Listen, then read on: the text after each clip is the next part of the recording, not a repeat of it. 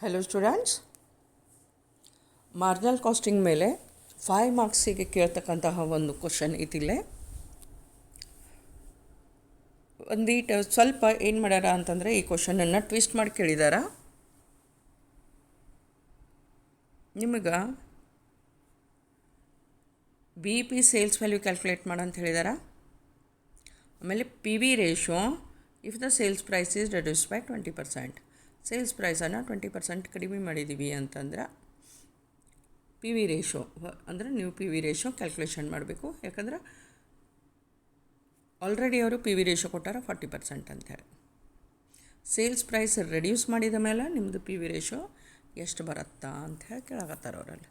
Okay, along with that ಏನು ಮಾಡ್ಯಾರ ಅಂತಂದ್ರೆ ಸೇಲ್ಸ್ ಕೊಟ್ಟಿದ್ದಾರೆ ಯೂನಿಟ್ಸ್ ಒಳಗೆ 20,000 ಅಂಥೇಳಿ, ಆಮೇಲೆ ಪರ್ ಯೂನಿಟ 50 ರೂಪಿ ಅಂಥೇಳಿ ಕೊಟ್ಟಿದ್ದಾರೆ. ಓಕೆ, ಆವತ್ನಾಗ ಸೇಲ್ಸ್ ಏನಾಗ್ತೈತಿ 20,000 ಇಂಟು 50 10 lakh rupees ಸೇಲ್ಸ್ ಆಗತ್ತಲ್ಲಿ. ಓಕೆ, ಸೊ ಇದನ್ನು ಈ ಪ್ರಾಬ್ಲಮ್ನ ಹೆಂಗೆ ಬಿಡಿಸೋದು ಅಂಥೇಳಿ ನೋಡೋಣ ಅಂತಲ್ಲೇ.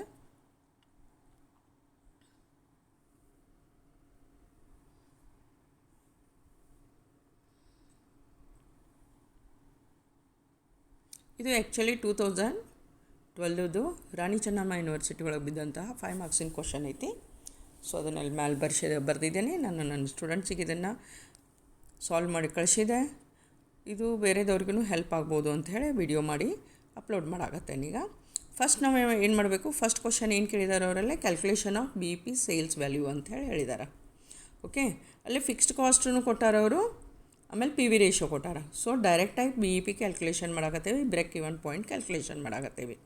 ಫಿಕ್ಸ್ಡ್ ಕಾಸ್ಟ್ 1,20,000 ಐತಿ. ಪ್ರಾಬ್ಲಮ್ ಒಳಗೆ ಕೊಟ್ಟದ್ದೈತೆ ಆಲ್ರೆಡಿ ಇದನ್ನು. Okay, fixed cost 1,20,000, P V ರೇಷನು ಕೊಟ್ಟದ್ದೈತಿ. ಅದನ್ನು ಯೂಸ್ ಮಾಡ್ಕೊಂಡು ಬಿ ಇ ಪಿಯನ್ನು ಕ್ಯಾಲ್ಕುಲೇಷನ್ ಮಾಡಾಕತ್ತೇವೆ ನಾವಿಲ್ಲಿ. ಸೊ ನೋಡಿರಿ, ಈಗ ಒಳ್ಳೆ ಇಲ್ಲಿ ಬಿಡಿಸಿದಂಥ ಸಾಲ್ವ್ ಮಾಡಿದಂಥ ಪ್ರಾಬ್ಲಮನ್ನು ನೋಡಿರಿ. ಫಿಕ್ಸ್ ಕಾಸ್ಟ್ ಐತಿ 1,20,000, ಆಮೇಲೆ ಪಿ ವಿ ರೇಷೋ 40% ಐತಿ. ಅವತ್ನಾಗ ಬಿ ಇ ಪಿ ಸೇಲ್ಸ್ ಆಯಿತು 3 lakh. ಸೊ ಫಸ್ಟ್ ಕ್ವಶನ್ಗೆ ಆನ್ಸರ್ ಇಲ್ಲಿ ಮುಗೀತು ನಿಮ್ದು. ಓಕೆ, ನೆಕ್ಸ್ಟ್ ಏನು ಕೇಳಿದಾರ ಅಂತಂದ್ರೆ ಅವರು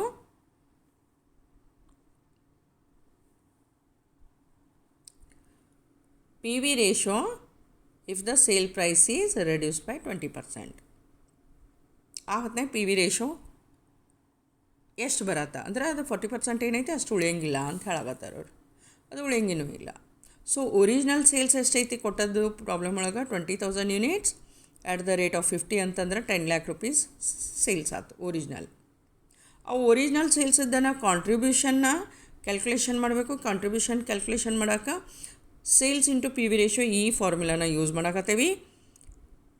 ಯಾಕೆ ಮಾಡ್ತೇವೆ, ಹೆಂಗೆ ಮಾಡ್ತೇವೆ, ಇದ್ರ ಯೂಸಬಿಲಿಟಿ ಹೆಂಗೈತಿ ಅನ್ನೋದು ನನ್ನ ಪ್ರೀವಿಯಸ್ ವಿಡಿಯೋಸನ್ನು ನೀವು ವಾಚ್ ಮಾಡಿದ್ರಿ ಅಂದರೆ ಗೊತ್ತಾಗತ್ತಲ್ಲೇ. ಈ ಫಾರ್ಮುಲಾ ಯೂಸ್ ಮಾಡಾಕತ್ತೇವೆ ಕಾಂಟ್ರಿಬ್ಯೂಷನ್ಗೆ. ಈಗ ನಾವು contribution is equal to sales into P V ratio ಅಂತ ಹೇಳ್ತೇವೆ. ಸೇಲ್ಸ್ ಐತಿ 10 lakh, ಪಿ ವಿ ರೇಷೋ ಐತಿ 40%. ಸೊ ಕಾಂಟ್ರಿಬ್ಯೂಷನ್ ಎಷ್ಟಾಯ್ತು 4 lakh ಆಯ್ತಲ್ಲೇ. ಓಕೆ, ಒಂದು ಸೆಲ್ಲಿಂಗ್ ಪ್ರೈಸ್ ಒಳಗೆ ನಮ್ಮದು ಟೋಟಲ್ ಕಾಸ್ಟ್ ಪ್ಲಸ್ ಪ್ರಾಫಿಟ್ ಇರತ್ತಾ. ಇದು ನಿಮ್ಗೆ ಗೊತ್ತಿದ್ದೈತಿ. ಈ ಟೋಟಲ್ ಕಾಸ್ಟ್ ಒಳಗೆ ಫಿಕ್ಸ್ಡ್ ಕಾಸ್ಟ್ ಇರತ್ತಾ, ವೇರಿಯೇಬಲ್ ಕಾಸ್ಟ್ ಇರತ್ತಾ ಮತ್ತು ಪ್ರಾಫಿಟ್ ಇರತ್ತಾ. ಇದು ನಿಮ್ಗೆ ಗೊತ್ತಿದ್ದೈತಿ. ಈಗ ನಮ್ಮ ಮಾರ್ಜಿನಲ್ ಕಾಸ್ಟಿಂಗ್ ಟೆಕ್ನಿಕ್ ಒಳಗೆ ಸೇಲ್ಸ್ ಒಳಗೆ ಕಾಂಟ್ರಿಬ್ಯೂಷನ್ ಇರತ್ತಾ ಅಂತ ಹೇಳ್ತೇವೆ. Contribution is nothing but fixed cost plus profit ಇರತ್ತೆ ಅಂತ ಹೇಳ್ತೇವೆ, ಮತ್ತು ವೇರಿಯೇಬಲ್ ಕಾಸ್ಟ್ ಇರತ್ತಾ ಅಂತ ಹೇಳ್ತೇವೆ ನಾವು. ಓಕೆ, ಸೊ ಈಗ ಈ 10 lakh ಸೇಲ್ಸ್ ಒಳಗೆ ಕಾಂಟ್ರಿಬ್ಯೂಷನ್ 4 lakh ನಾವು ಕ್ಯಾಲ್ಕುಲೇಷನ್ ಮಾಡಿದ್ದೀವಿ. ಸೊ ಇನ್ನೇನು ಉಳಿತು ವೇರಿಯೇಬಲ್ ಕಾಸ್ಟ್. ವೇರಿಯೇಬಲ್ ಕಾಸ್ಟನ್ನು ಕ್ಯಾಲ್ಕುಲೇಟ್ ಮಾಡಾಕತ್ತೇವೆ. ವೇರಿಯೇಬಲ್ ಕಾಸ್ಟ್ ಕ್ಯಾಲ್ಕುಲೇಷನ್ ಮಾಡೋಕೆ ಸೇಲ್ಸ್ ಒಳಗೆ ಕಾಂಟ್ರಿಬ್ಯೂಷನ್ ತೆಗಿತೇವೆ. 10 lakh 4 lakh ತೆಗೆದ್ವಿ ಅಂತಂದ್ರೆ 6 lakh ವೇರಿಯೇಬಲ್ ಕಾಸ್ಟ್ ಬಂತು.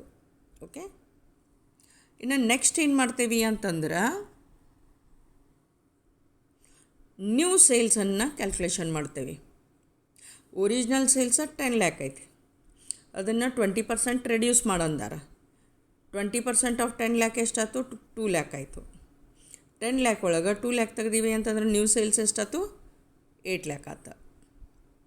ಇನ್ನು ಇದ್ರ ಸೇಲ್ಸ್ 8 ಲ್ಯಾಕ್ ಬಂದೈತಿ ಅಂತಂದ್ರೆ ನ್ಯೂ ಕಂಟ್ರಿಬ್ಯೂಷನ್ ಕ್ಯಾಲ್ಕುಲೇಷನ್ ಮಾಡಬೇಕು. ಸೇಲ್ಸ್ ಮೈನಸ್ ವೇರಿಯೇಬಲ್ ಕಾಸ್ಟ್ ಆಗಲೇ ಕ್ಯಾಲ್ಕುಲೇಷನ್ ಮಾಡಿರಿ ನೀವು. ನ್ಯೂ ಸೇಲ್ಸ್ ಐತಿ 8 ಲ್ಯಾಕ್ ಒಳಗೆ ವೇರಿಯೇಬಲ್ ಕಾಸ್ಟ್ 6 ಲ್ಯಾಕ್ ತೆಗೆದ್ರಿ ಅಂತಂದ್ರೆ ನ್ಯೂ ಕಂಟ್ರಿಬ್ಯೂಷನ್ 2 ಲ್ಯಾಕ್ ಬಂತಲ್ಲ. ಯಾವಾಗ ಕಂಟ್ರಿಬ್ಯೂಷನ್ನ ಮತ್ತು ನ್ಯೂ ಸೇಲ್ಸ್ ಗೊತ್ತಾಗೈತಿ, calculating the P V ratio becomes very easy. ಇನ್ನು ನೆಕ್ಸ್ಟ್ ಸ್ಟೆಪ್ ಏನು ಮಾಡಕತ್ತೇವಿ ಅಂತಂದ್ರೆ ನಾವು we are going to calculate new PV ratio. Contribution divided by sales ಮಾಡ್ತೇವೆ. It is nothing but new contribution divided by new ratio. Sales into 100. New contribution ಐತಿ 2 lac, new sales ಐತಿ 8 lac into 100. Answer ಬರುತ್ತೆ 25%. ಇದಿಷ್ಟು simple calculation ಮಾಡೋದೈತಿ. Hope you understood. Please like, share and subscribe my channel for further videos. Thank you.